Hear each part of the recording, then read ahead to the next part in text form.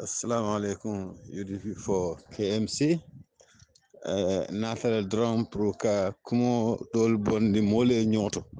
katum diamo be sharing na sokotal be confusing kumo lo fokan ka foko baro masakunda ko di jamale la nyoka mentara into millions ko be package o men kala o nyito ka fere ke ka UDP digital ta ke tamandi bayri afentere draft constitution ya schedule ya bondle ya refer to an unspecified date krenyen kamara that unspecified date ni e ka même volon ko plano mente wala nyindi ni ibanata lumen na janno be sila be ferol lan la ka kodiba landi ka UDP dibitol tamandi saje ni lumen na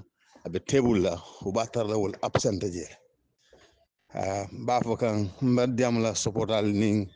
patu kanun tola nim banku mol mene ya lonko imang baro la ñin draft constitution support ba fa la ko ala haklo tenkundi ni man sakunda ya okay woto I found la downfall e wala ñinin katun constitution men ñi tan wala ñin ko ni draft constitution be tambila 3/4 of the National Assembly members ñol ñanta fa la sonda say ni emo tanni woro bondi wala mo tanni woro la tamandi wala bondi je woto 3/4 même constitution kam ñinin ka o fond tala on the ground woto nana ta don abe felal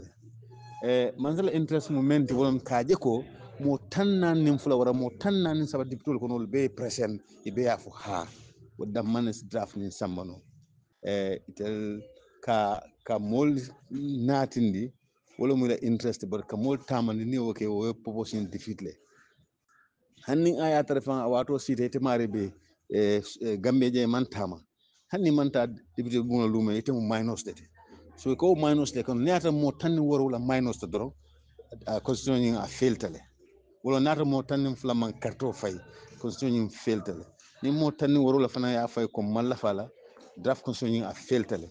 woto ka mol tamandi woto mansala interest mol la faham bal yalla nim parliament ka tama nyame jele jahasta mo dole bulu particularly ni be constitutional amendment kala is very clear absolute majority constitution nombale lan ka fa nyanta wala sota ni mo sota tala